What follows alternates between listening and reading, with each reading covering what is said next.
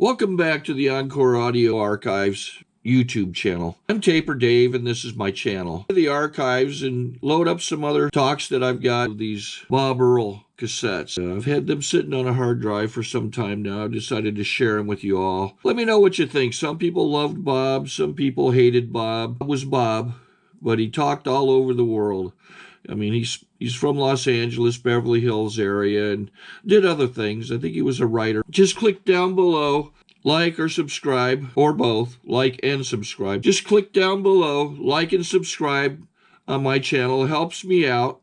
Just a little click for you, doesn't cost you anything, and I'm bringing you some Bob Earll. And have a good day if you want to. I'd like to introduce our speaker for this evening, Bob E.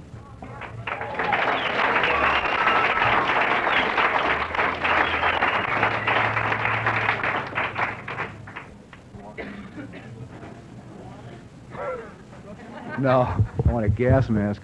I'm Bob Earll. I'm a drug addict and an alcoholic. Oh, what? Yeah, I love water. Please. Yeah, sure. Why not? Can't breathe. Might as well drink water. Can't hear? Where can't you hear? Huh? Oh. Is that better? You're more than welcome. It's my pleasure. Hate to think both of us come here and get nothing out of it.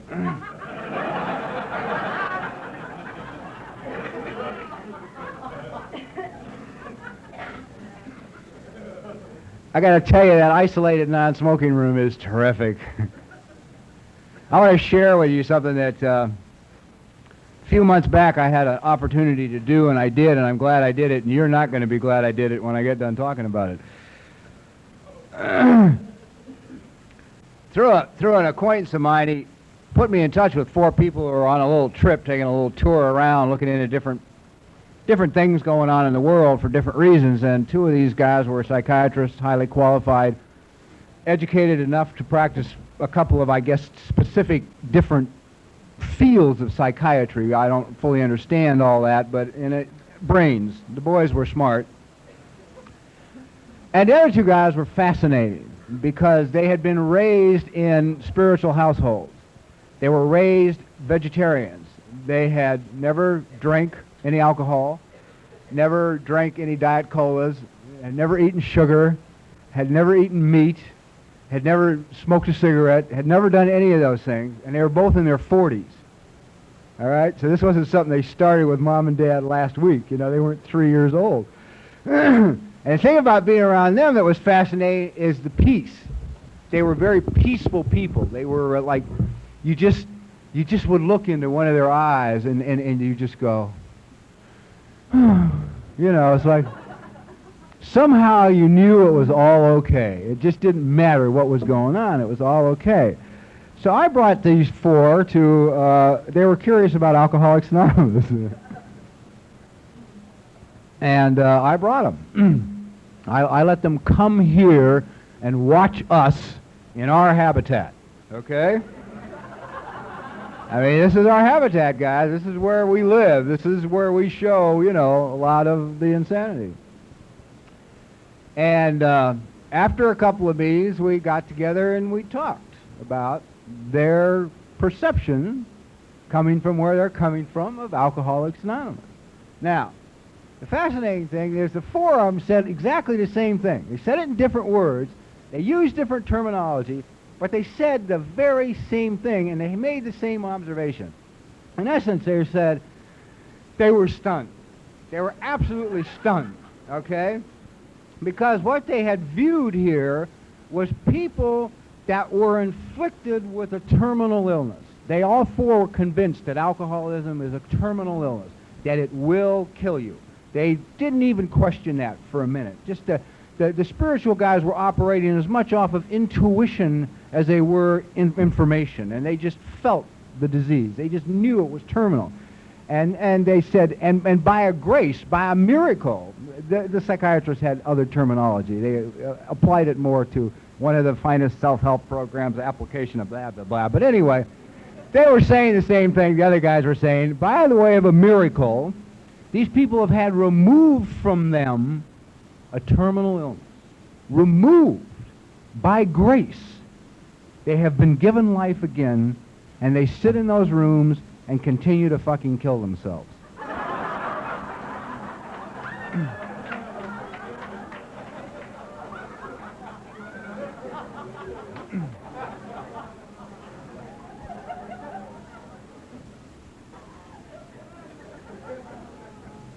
They said they smoke cigarettes by the carton, they drink coffee by the barrel, and they eat sugar by the pound. Their sleep habits are horrible, and they seem to they prefer running on a high level of anxiety to breathing.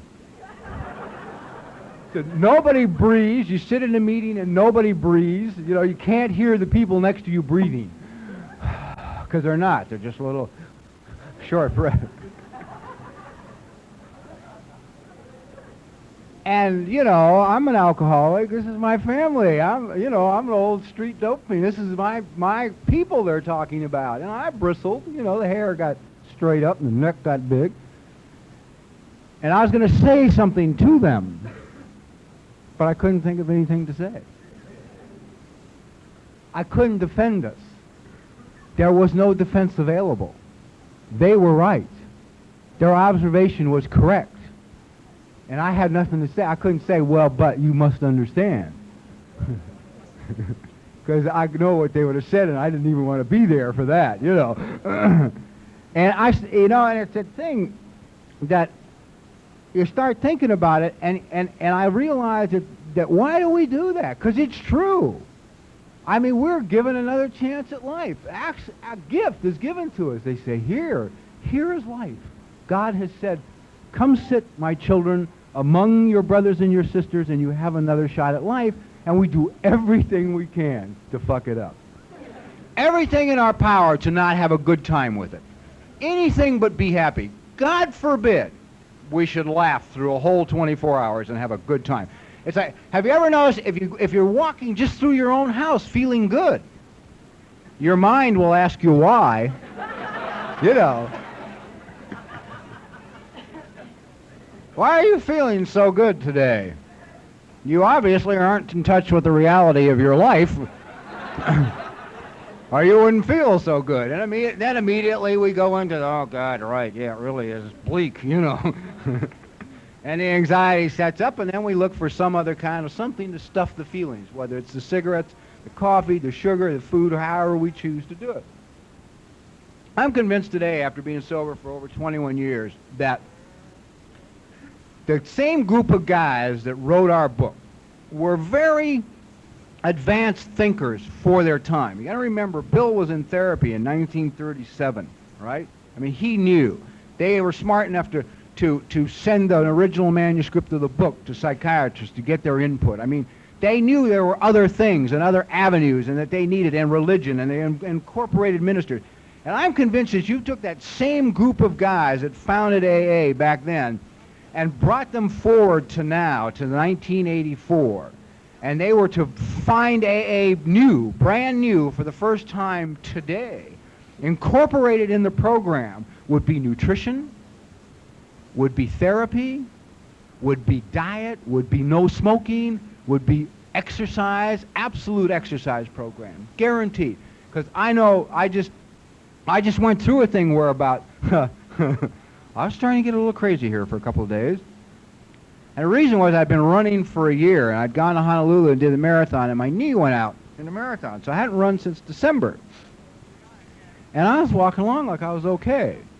But this anxiety was just coming up. And the last couple of days, I started to get, it was hard to be around me, you know? I wasn't the peaceful, quiet, jovial self I usually am. I was a little intense. Clinging to the steering wheel. You know how you get, I mean, nobody does anything right wherever you are. I mean, somebody's always in front of you, somebody's always in the way, the market's got too many people, there's a broad in front of you with 20 items in the 8-item or less line. There's people are boxing you in intentionally on the freeway, and you know it, and the paranoia rages, you know. And I said, Jesus, something's wrong here, you know. I mean, just not good program, Robert. You know. So I went and bought an exercycle quick because we're waiting to see whether I have to have surgery on the knee or not. I got to tell you, 2 days on the bicycle, I feel so much better. And yet, as I was riding this bicycle, as I was pedaling this bicycle, sitting still in my living room, I could feel the tears, the sadness, and the anger and the frustration, just burning out with the exercise. You may say, what has all this got to do with staying sober? It depends on what kind of sobriety you want, I guess. It's kind of like whatever you want is available here. See, I think that based on my experience in sobriety, screw drinking and using. I don't even, somebody will come next week and tell their story and about 20 minutes out of the Joe Miller joke book. Sobriety is like, sobriety is a blessing. Now, why don't we take advantage? Why didn't I take advantage of this blessing? Well, the reason I didn't take advantage of this blessing when it was first given to me is that I am burdened by my mind. The sign I hate worst of all in AA is that one that says think, think, think. That's not one of the original signs, guys. It's not in the book. The printer gave that and one other sign to them when they picked up the first batch. He knew enough to get it out of his shop. But we hang it. Think? Oh, yeah, God, I love to think. Let's go home and think. Fuck action. We'll find a solution to this in a chair,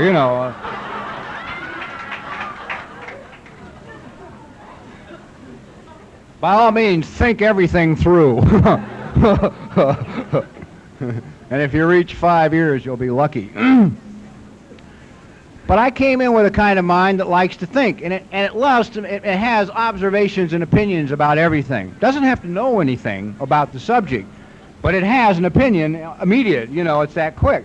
So at my very first AA meeting, I came out of a doorway on Skid Row. I was living outdoors, sleeping on rooftops, and I was brought to AA and put in an AA meeting. And I sat in that AA meeting totally defeated, 26 years of age, 135 pounds, almost dead, and the brains were gone, long gone, completely fried by every kind of chemical imaginable, to severe overdoses, to, pronounced dead more than once. So this is what I bring to AA. I sit in my first AA meeting. They bring a cup of coffee. They put it in front of me so I could sip it like a dog because I couldn't pick it up, And this marvelous being looks around this AA meeting. The mind makes an observation. Says, boy, we have sunk to the fucking bottom of the pit this time. This is the end of the road. Now, I had been agreeing with this thing for 26 years. There's absolutely no reason for me to change at my first AA meeting. So I looked around the room and I said, yeah, you're right. This is it. This is the end of the road. Now, there's an interesting thing that happened to me. The minute I did that, I was setting up how I was going to work the program and what I was going to do about my life. Because in essence, what I'm saying, if this is the end of the road, if AA is a stopgap, in other words, if all AA, what I was saying to myself is AA is what you do between drinking and using and dying. So you can't get loaded and you can't die, you go to meetings. That's it. That's what AA is all about. Well, if this is the end of the road, how much effort are you going to put into this program? How much energy are you going to put into it? How many times are you going to look in different directions to see what you can find to make you feel better? How much effort are you going to put out in your own behalf? That's another thing. It's like, with the smoking thing, it's like I got a bomb dropped on me, and it still took me months to do anything about it. Months to do anything about it. And I was angry because I couldn't figure out why. I thought, why can't I do something for myself? I drive 150 goddamn miles to pick somebody up, to take them to put them in a hospital or something, and I can't. I'll sit up all night with somebody in pain. Why can't I put myself through any discomfort for me? I'll do it for you. Why won't I do it for me? Don't I care enough about myself? And I was researching a thing, and I was down at suicide prevention. I was sitting in this room with all the people then in those days that were running suicide prevention in LA.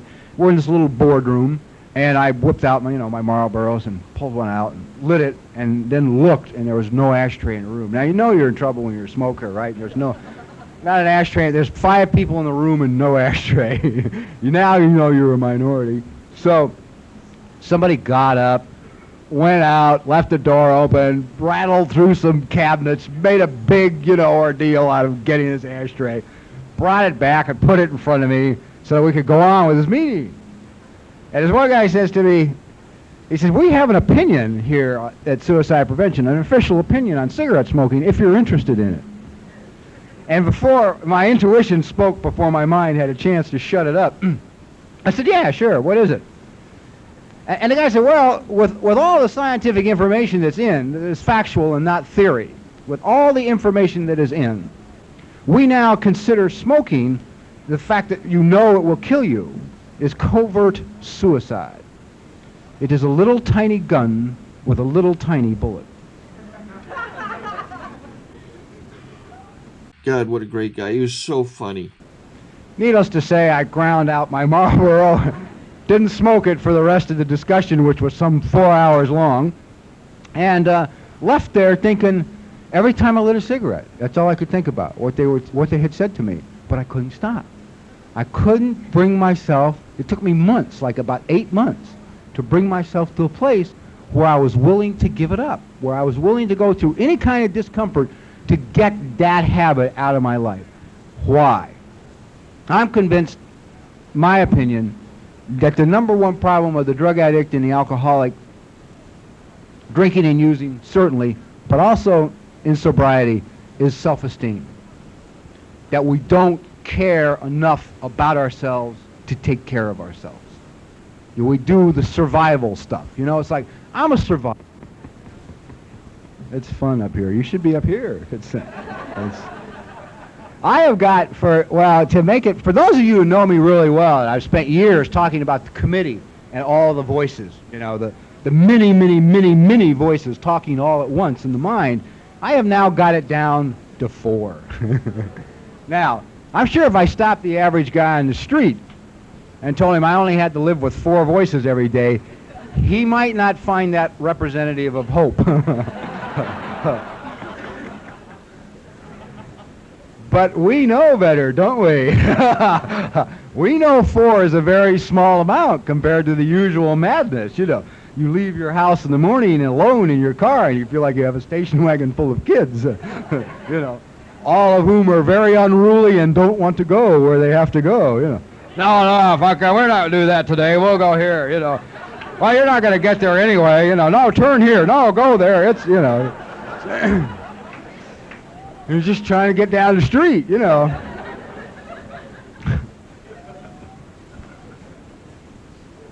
So to be to 4, maybe we'll go this way. Yeah, to be to 4 personalities for me is wonderful. Wonderful, because now I know what's going on. See, when I was 17 years sober, I ran into a snag. The snag was I felt like a hamster. I'd been here for 17 years, clean and sober, recognized authority, and hey, junior guru, man. 17 years, and I'm in the same place I'd been for years. Here I was, and I felt like this little animal in a little wheel, just going, and it's like nothing had changed. And it's like, I heard a great line, and I was in Laguna a couple, 3 weeks ago with friends, and we were discussing, I don't remember, somebody probably, and I remember saying something about, how could she have done that with 20 years of sobriety? And this guy said, no, you misunderstood. She doesn't have 20 years of sobriety. She's done 1 year 20 times. That always gets a little silent reaction around the room. And I was at 17 years, and it's almost like with very few exceptions, I had done a few of those years over and over and over, and nothing had changed. So when somebody suggested therapy to me, I said, yeah, because I've run out of tools. I've written 30 goddamn inventories. I've had more babies than I can count. I've gone to more institutions, more meetings, I've done it all in AA for years. I've worked the steps over and over and over, and I'm still in the same place. I'm still doing the same goddamn things. I'm still picking the same kind of women. I'm still doing, you know, it's like I had achieved a lot of success. I had become a writer. And this is with zero, guys. So if you're sitting thinking you got to have education, forget it, you know. I mean, I have a 10th grade education. They threw me out of manual arts in 10th grade. I have failed English ever since the 4th grade, and I am a phonetic speller, which is fun. I mean, a lot of people can't understand it, but I know what I mean. It's a bitch looking up words in a dictionary. If you can't hear the second letter, you have to start at the beginning with a ruler and work your way through until you find the one you want. And with all that, I managed to have a lot of success as a writer, so keep the faith. And yet, one of the ways I kept sabotaging myself, it's like I couldn't allow myself to accumulate any wealth out of what I was earning, and I was earning a lot of money. So the only way I could sabotage myself is pick women who like to spend money, right? So I would pick women who like to spend money, and I picked well. They did outstanding. And if they'd even have a moment's twinge of consciousness and start to slow down, I'd encourage them to go on. Oh, that's okay. Buy another one, you know. So I would finish up every stint at a studio. I'd work at a studio for a year, and the show would be over, and I would be done, and I would be broke. Flat broke. Having made tens of thousands of dollars, I would be penniless. Not a dime. And by now, they're gone, and I've got the bills from that, and I'm sitting one more time, you know, saying, Jesus, you know, wonder what's wrong with them.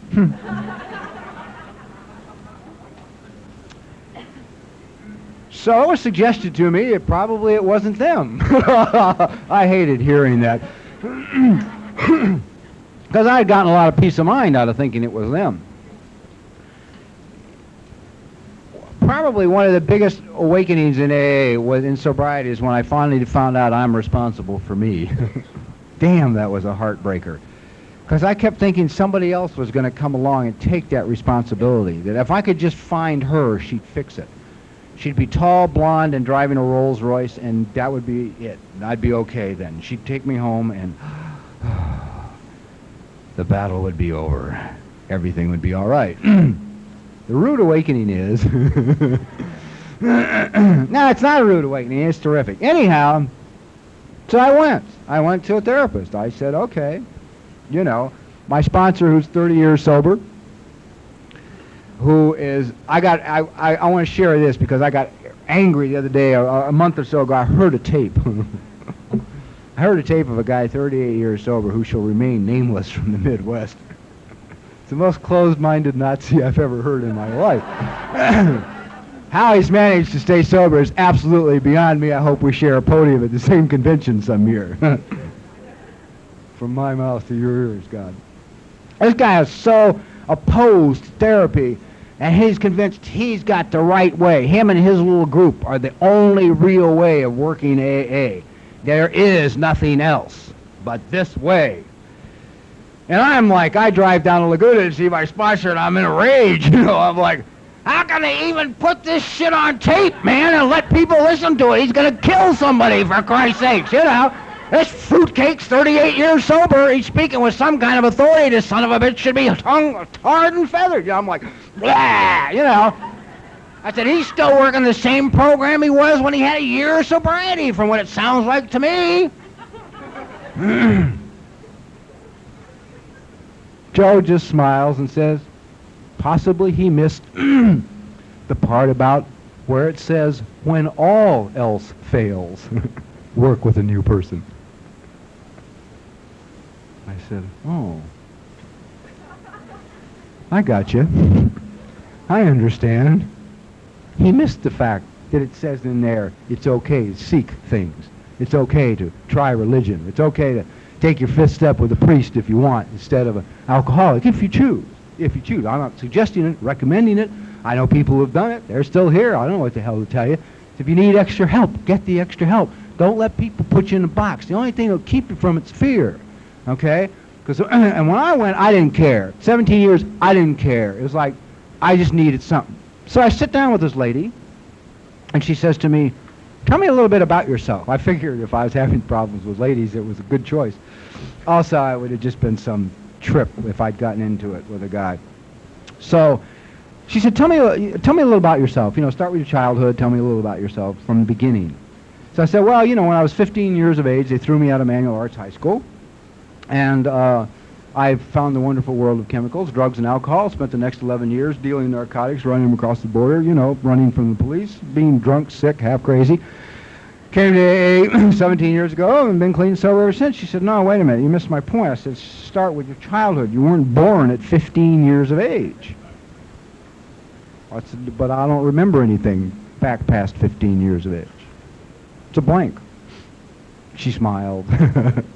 That look they get, you know, when they know they've got a winner.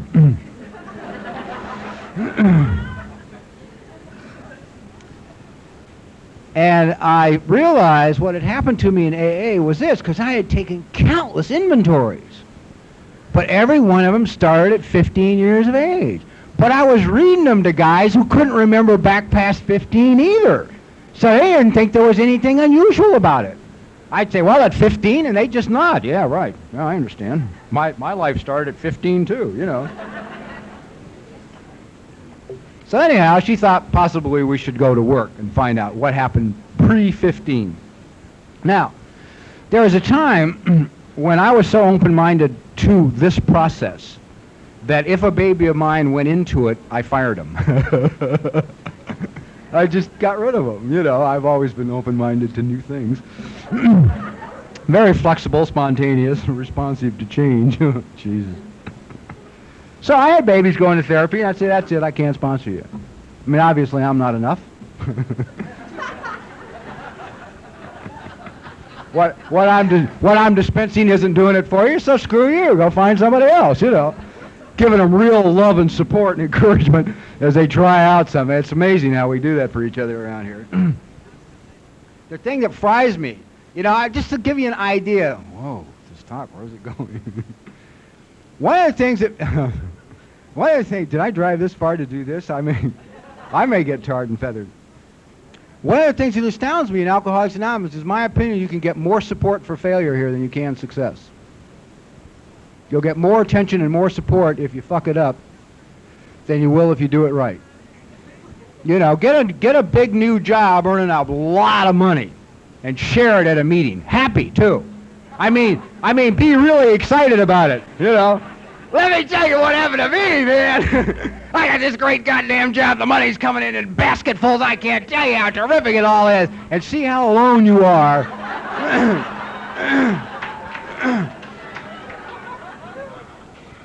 When the meeting's over. But lose your ass, and there's 50 people there. Everything? You really lost everything? You want to go have coffee? The car, too?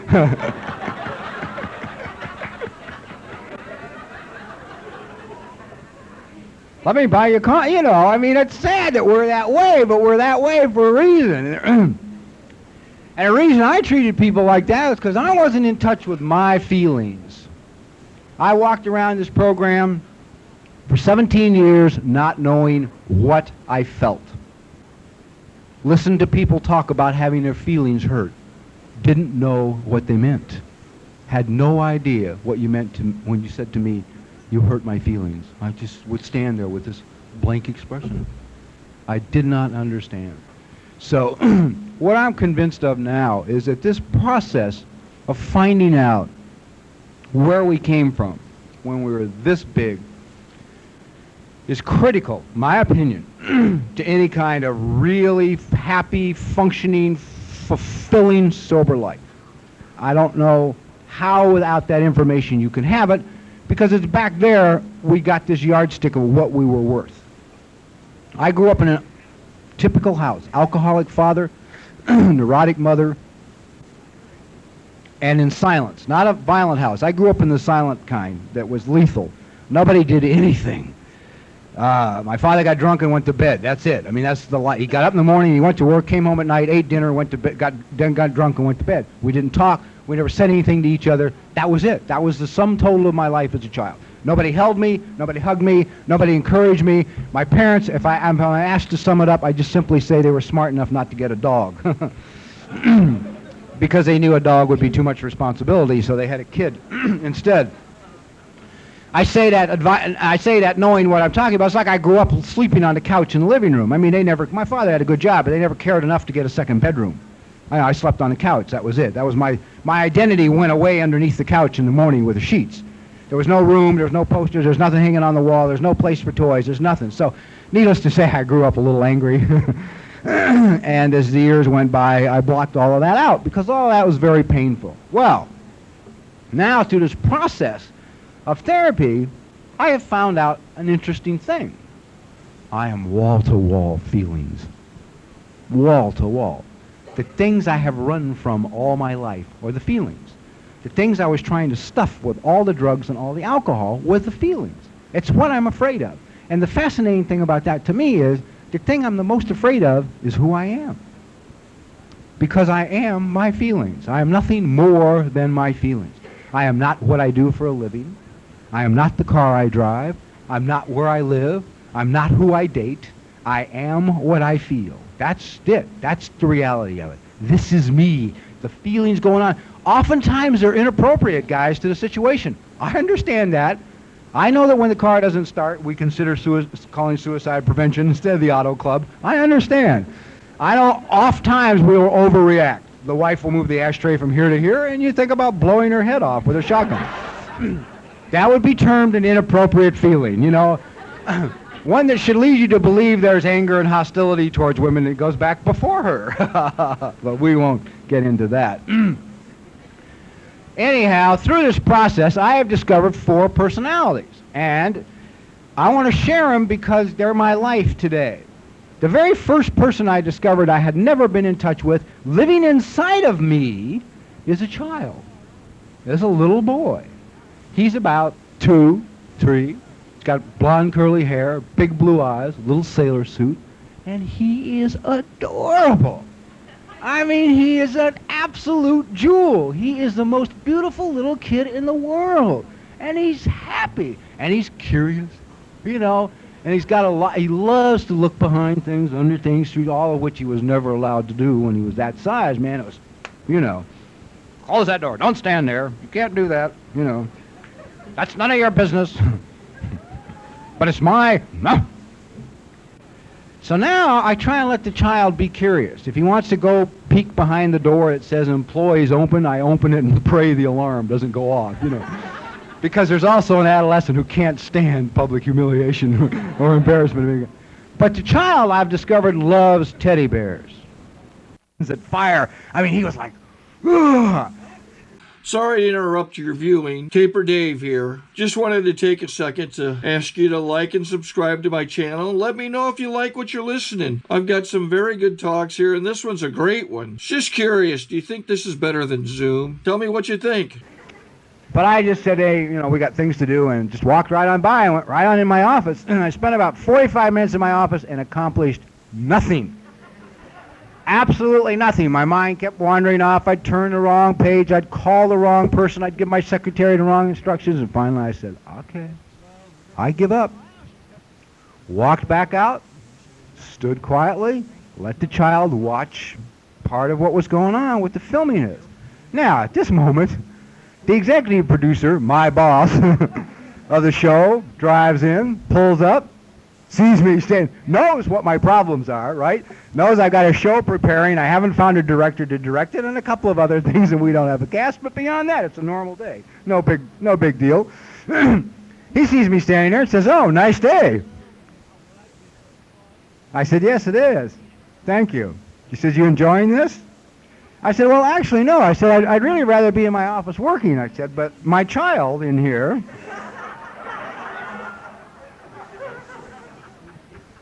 See, now that I've come to love him, I got to defend him. You know, I can't ignore him anymore. He was ignored all of his life. So I said, my child in here, however, is very hung up on the activities here and has assured me if he doesn't get to watch some of it, I ain't going to get a fucking thing done all day long.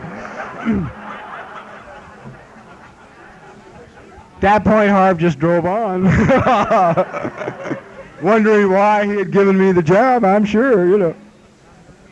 Is he really running that show? Well, that explains that last cut.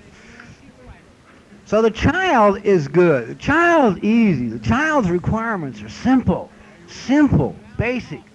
You know, it's like they say, was it Reich that said that the main problem of the human animal, because it is the child, it begins with the child, because we're the only animal that's capable of awe.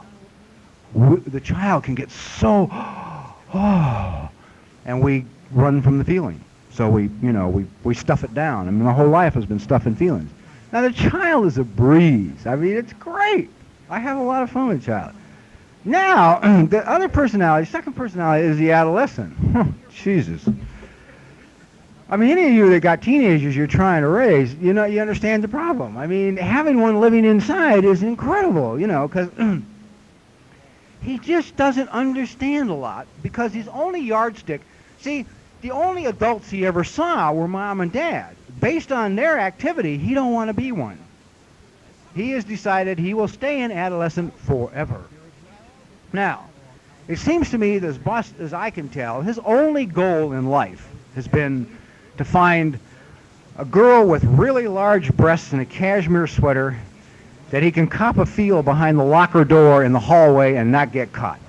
Beyond that, and look good doing it. Beyond that, he has no desires in life at all. He has no goals, wants no responsibility, and doesn't really care much about anything spiritual or anything else. He just wants to look good and chase pretty girls, right? Now, that's a problem, see? But discovering him set me free, all right? Because I used to do a lot of my running at the high school, at the high school in the morning. And some mornings I'd be running. Now, I'm a 48-year-old adult male, right? And these are children. And I'd be running and I would be fine. I would be aware that I am a 48-year-old adult male and that they're children. And other mornings I'd be running and I would be crazed with this idea that they're all possible dates, right? And I would think to myself, you're sick. You are really over the goddamn line, sucker. And who in AA are you going to talk to about this? Who in AA are you going to tell that you get fire comes out of your nostrils when you run the laps at the high school?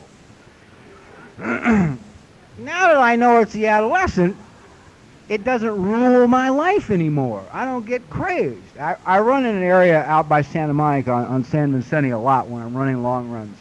And during the summer, this last summer, from UCLA, as close as I can figure it, I think they unleashed the girls' volleyball team or somebody to run on San Vicente. Anyway, they all were about 18 or 19, all over 6 feet tall, and all absolutely gorgeous. I mean, absolutely goddamn magnificent, right? So I'm trucking down San Vicente one day, minding my own business, putting in my slow little miles, when coming the other way is this 6'2" brunette with about an 8-foot stride on her, running 6-minute miles and doesn't even know it, you know, just breezing along. And my adolescent gets one look at her and says, "All right, it's her." Now, I've got all this energy rising as we pass, she and I'm trying to hold all this energy down, right? And she must have seen or sensed the struggle going on and gave this little smile as she went by, and my adolescent said, "Catch her!" "That's it, catch her!" Now, if I thought that was me, you know, a 48-year-old adult, I would have felt really sick about the whole thing. I would have been ashamed, absolutely ashamed. But I knew who it was. So I said to him, "I don't think we can catch her."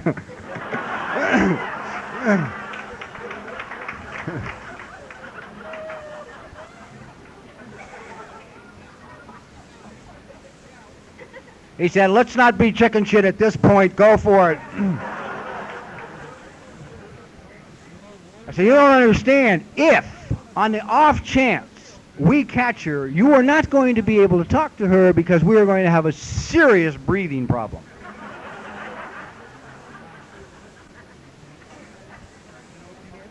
His only adult, rational, mature response was, "Go for it!" So I said, fine. Turned around, Did my best Alberto Salazar for about a half a mile, stretched my stride as far as I could stretch it. Half a mile later, I'm physically hanging on one of the banyan trees in the middle of San Vicente, ready to throw up, you know. I have stressed myself to the absolute aerobic maximum, right? And I'm hanging on this tree, and I'm saying to the adolescent, see?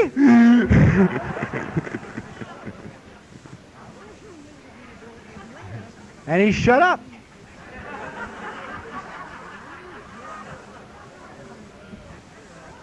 He was embarrassed. And I went on about my quiet little run. Now that I know who he is, see, but I also try and love him, because I got rid of a car 3 years ago, and I was looking at other cars, and the adolescent said, get a Corvette. I said, no, man, I don't want a Corvette. He said, get a Corvette, gotta get a Corvette. We gotta have a Corvette. I mean, he went nuts, you know. Every time one would go by, God, look how great that looks, you know. Oh, look, you know. He said, there's a nice soft color. That's not loud. It's, you know, like beige. He really wanted red. So I said to him, well, what the hell? You know, nobody ever gave you a goddamn thing you didn't steal at gunpoint. So, you know, I got him the Corvette.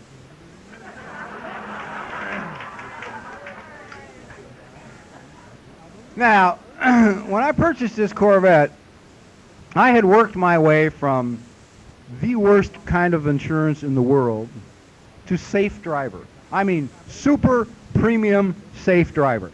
It took me 10 years in AA just to get normal insurance, because I was one of those that believed vehicles were designed for fleeing the man. I didn't know they were for any other purpose, so I had drove them through yards, houses, and other things. So they weren't too anxious to insure me. So I get the Corvette, and I'm on safe driver insurance. Well, 2.5 years later, I was on assigned risk. And I kept trying to tell him, you don't understand, you see? You're screwing up your potential here with this car. And he said, oh, no, he promised me. And when we get on the freeway, and he'd swear that he was going to be better, you know? But he couldn't contain himself. Something about the height of the car and sitting low, and he just had to do it, you know?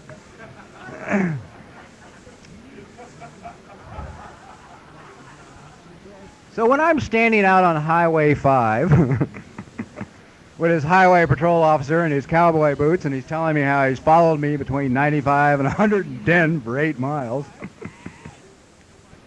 I'm saying to the adolescent, I don't think you're going to get to keep the car. And a few weeks later, when I got the letter from the Department of Motor Vehicles saying one more ticket of any kind and you walk, I said to my adolescent, we're getting rid of the car. Now, what has transpired here, though, I just have a dull life, other than the sick voices. What's transpired here now is a very interesting situation with me. Just me and me. I mean, I gave him a shot. He asked for a Corvette. I bought it for him. I gave him an opportunity. He fucked it up. I took the car away. You know. We worked at it as good as we could. It was fair on all sides, you know. Now, after the adolescent's all right. I still have a little trouble with him occasionally. Well, I'll share one more thing, because this is important to share. I trained a year to go run this marathon in Hawaii. I mean, it's something I really wanted to do, was run a marathon and finish it, because I've got one of these bodies that has been, you know, shot, stabbed, beaten, crushed vertebrae, a pelvis that was snapped in half. I mean, just destroyed. I'm not even supposed to be standing, much less running. So it just became a challenge, just something I really wanted to do. Now, I trained for a year. I go to Hawaii 2 weeks early because I want to get used to the humidity. I don't want to, you know, pass out in the heat. So I'm there a few days. I run the worst section of the marathon a couple of times. I take a couple of easy 13-mile runs. I'm feeling good. The weather is great. I've got it knocked. I just know inside I'm just feeling like, hey, I got it wired. I got this 26 down. I'd run 22 miles before I left to go over there. I thought, it's all right. And I went to a gym to do a light workout. And I go to this gym. It's all knotless equipment. And I don't know anything about knotless equipment. I have free weights at home that I use. Now, the sensible thing to do if you're in an environment with machinery you don't know anything about, is to ask someone how it works. I mean, that's not asking too much of the adolescent, is it? And the gym was filled with people with staff embroidered on their shirt. Girls, boys, he could have asked anybody. But instead, as adolescents are wont to do, he just strides across the gym, looking good, gets down on the bench to do the leg curls, and wrenches a knee. So now I have to spend 10 days with ICE and DMSO and doctors and trying to get the knee pieced together good enough to run the marathon. I got 18 miles and it went out. I finished. Friends said that I had the look of one who had had to be shot to stop from finishing. But it wasn't exactly the marathon I had in mind, all because I couldn't ask a simple question. I had undone a year of really good effort on my part just because I couldn't risk not knowing about something. I couldn't say, God, I don't know anything about knotless equipment. I mean, I figured everybody in the world knew about knotless. Anyhow, enough of the adolescent. The third personality I've come to get acquainted with is the adult. The adult is very new to me. He and I have not had a relationship here long.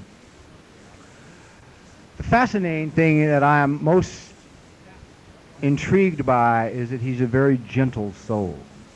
He's not at all like his past would lead you to believe he is.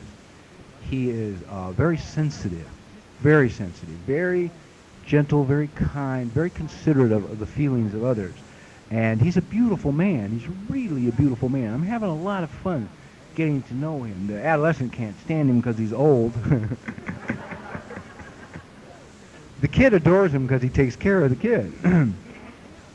But it's nice to have that sense of... See, my biggest fear when I began this process of trying to tear the crap away, trying to get out of that hamster wheel, was that if I ever got really gentle, if I ever got really kind and really soft and really cared, people would fuck over me.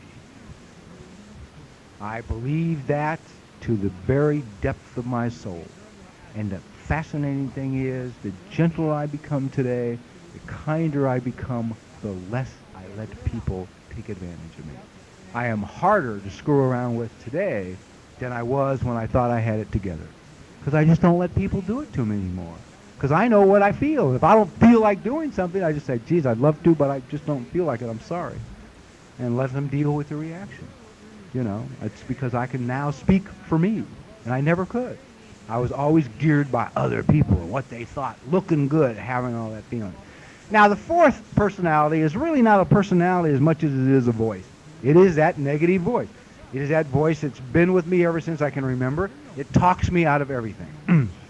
Anytime I want to take on a new project, start a new idea, make any change in my life, do anything spontaneous, this voice is there to tell me I ain't going to make it. I'm going to fail. I'm worthless. It's never going to work. Disaster is just around the corner. The bump on my knee is bone cancer. I wake up in the morning. Mine likes to get me in the morning. First, upon awakening is when it's there to talk. It's almost as if it says good morning. You know, it's like, oh, I'm glad you're up. You're up. I've waited to speak to you. I want to tell you that you didn't get enough sleep. You're very tired, which is going to make this an extremely stressful day. You probably won't get near the things done that you have to get done today. There's no way in hell you can, so you better eliminate something now because it's all beyond anything you can do. And on top of that, nobody's going to fucking... And, you know, soon I'm laying there, you know, I'm in a sweat, right? And I haven't got out of bed. And they wonder why alcoholics don't leap out and join the day, you know. When it's your last one, why should you, you know? It's awfully hard to move forward in life when you've got that going on.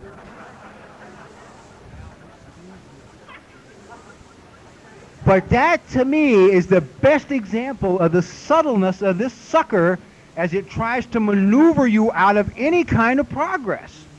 You know, because in order to progress, you've got to take chances. Life, by its very nature, is spontaneous, and I want control. You know.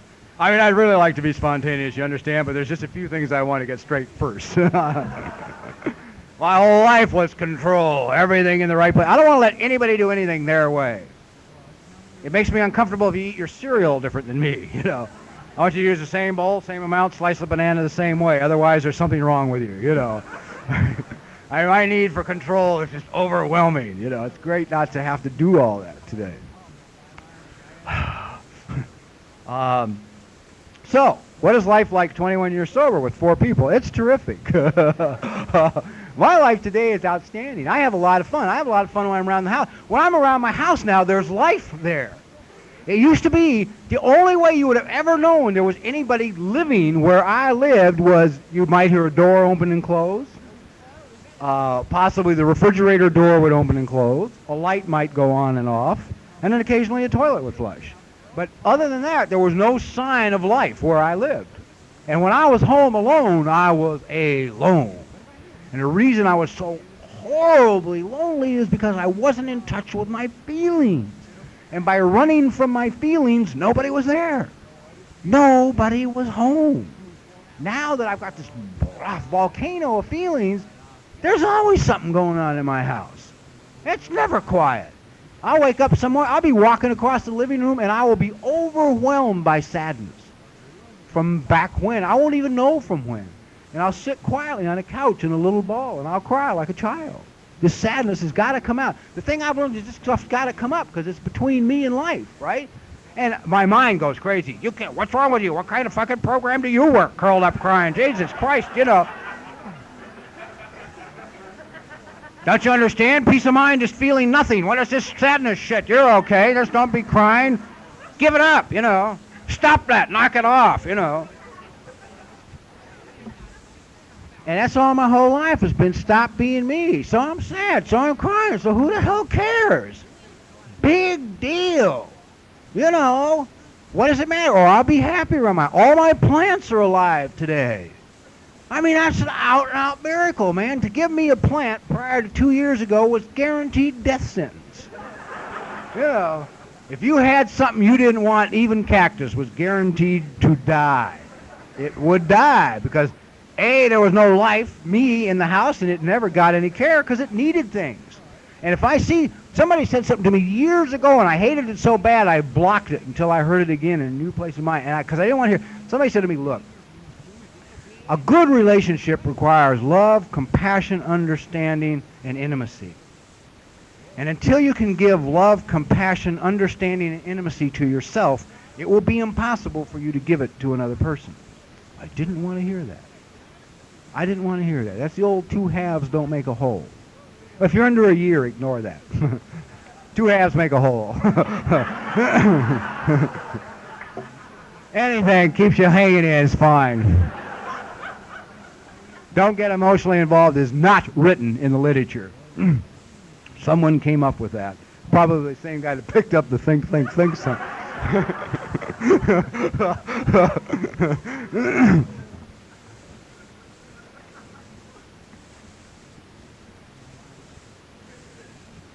I'd like to talk about my plants, but that's ridiculous. No, I'll give you some insight into me. And I still have to grow. I got one plant. It did so well, it grew so tall, it grew beyond its stick, and it needed a bigger pot, right? I mean, it just got up and started hanging over. And I found myself sitting on the couch looking at this plant, right? Wonder why I've had some bad relationships? Listen to this. I looked at this plant that's going over like that, and I'm saying to the plant, what the fuck do you want from me now?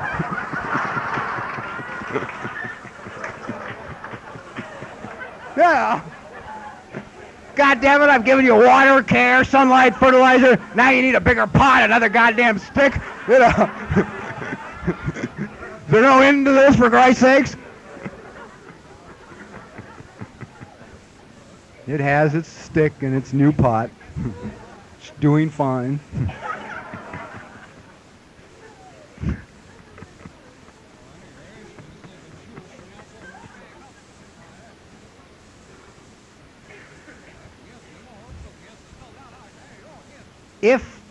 I guess what I'm trying to say to you is, if you're stuck, don't be afraid to find new tools to use to keep moving.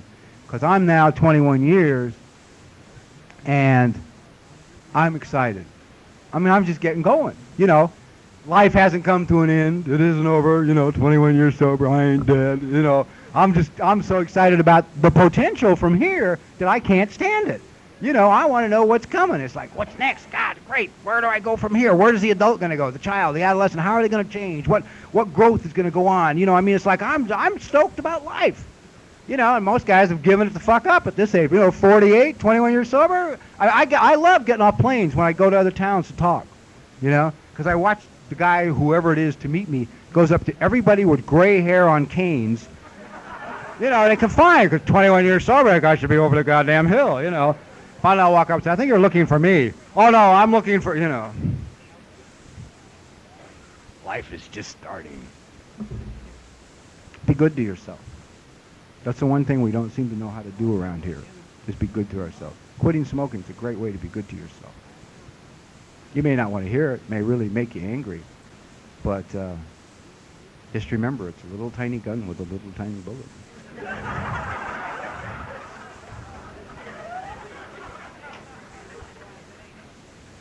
And why?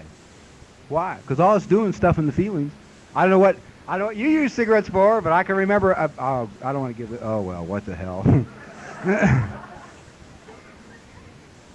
One of the things I've discovered is that the most intimate moments possible between a man and a woman. Is this really my AA talk? The most intimate moments between a man and a woman are those moments that they share after they have made love. It is after. It's not the before. It's not the during. It's that moment after, when the armor's down, when you're really vulnerable. That is the true intimacy. All my life, man. I mean, I had a routine, right? The moment after, you turn over, turning your back on the poor person. You've already closed them off. Take the cigarettes off the nightstand, light one, get a deep drag. Now you roll back over. You ever try to talk to nicotine about intimacy? It doesn't understand. I'm delighted to be. I would like to, and don't ever let it, the other thing is, when you're in meetings and you're sharing your feelings, don't ever let anybody stop you from sharing feelings. We don't talk a lot about feelings around here. They talk so much more about feelings at adult children than they do in AA. It's criminal. It's criminal that we don't talk about. Don't let people express. It's like in AA. See, you get a lot of shit if you express feelings around here. I've heard people. I went to a podium one time. I got up and I said, I had just watched an afternoon school special on TV, and it was about a little boy and his best friend. And I got to this meeting, and I was a speaker, and I got up to talk, and I was really moved by this show about this little boy and his best friend, because I never had a best friend. I never, ever in my life as a child had a best friend.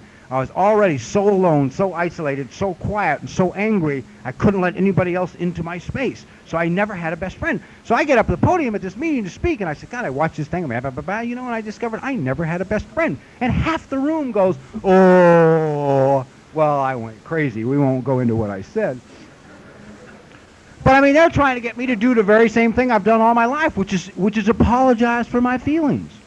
I was feeling very sad that I never had a best friend. I was really hurt by that. I should feel sad. That is sad. That's a very sad thing. If you had a rotten childhood, that's a very sad thing. I'll finish with one thing, because something came. See, the thing I've had to discover around here is, somebody said to me early on in my sobriety, forgive your mother and dad, they did the best job they could. I said, okay, great, they're forgiven. And then I went on with destructive relationships, unable to relate to people, and generally put 17 years of my life in the toilet, but I forgave them. It was okay. Now what I've discovered is the person that was talking to me was right. Right. Absolutely correct. They did the best job they could. They couldn't have done it any better. But, you see, there's another part to that issue. They did a rotten fucking job. A really rotten job. And if I think the job they did was okay, then I think I'm wrong. I think there's something bad about me. It's taken me forever to forgive my mother what went on as I was a child. And I finally forgave her this last Christmas, over Christmas. I stayed home and spent Christmas by myself. Cooked a turkey for me. It's what I wanted to do. The bird didn't come out well, but that's beside the point. It was something I wanted to do for me, is just cook a Christmas meal for me. And through this process, I reached a point where I sat down, I got very quiet, And I thought, God, I forgive her. I remembered that she was a small child once and had hopes and dreams and desires just like me, and her family crapped on hers just like mine crapped on mine, and that she'd done the very best job she could. And I forgave her. But I also came to another conclusion. I also don't like her. She's not a nice person. I mean, I'd like to say she is, but she's not. And I don't have to apologize anymore. I don't have to bullshit anymore. That's just reality. And I don't have to, I'd rather feel guilty than resentful. I don't have to drive down there anymore for holidays and die. But it's like getting in touch with that stuff can set you free. And the best example of that, a couple of years ago, this gal had her first birthday. And her mother, who was 4 years sober, called her on the phone. And she said, look, she said, about all I can give you for your birthday is this. I want you to know that I am aware that I am responsible for most of the problems you have in your life today. She said, but please, for your sake, understand you are responsible for the solutions to those problems. And that's the reality of it, you know. And it's if you can just cut yourself free from that, because my experience has been I've had to relive all that pain and set myself free from it so I can go forward today. That may not be your experience, but then I was asked to share my experience tonight, and you can share yours next week, and God bless you, and thank you very much. I think we got a great talk going on here. Thanks for watching the channel. Taper Dave here. Just curious, do you think this is better than Zoom? Okay, this is how I prepare my drone for launching. I like to do it inside the cab of my truck so I'm not standing outside in the weather. To install the joysticks for control, up and down, right and left, powered on. I have an Android phone that I use to connect it to the drone with. And it's actually controlled through the iPhone, through an app. Oops, wrong way. It's actually controlled through the iPhone, or through this Android phone, through the app. It's actually controlled through the Android phone, through an app, and you connect it through this short connection right here.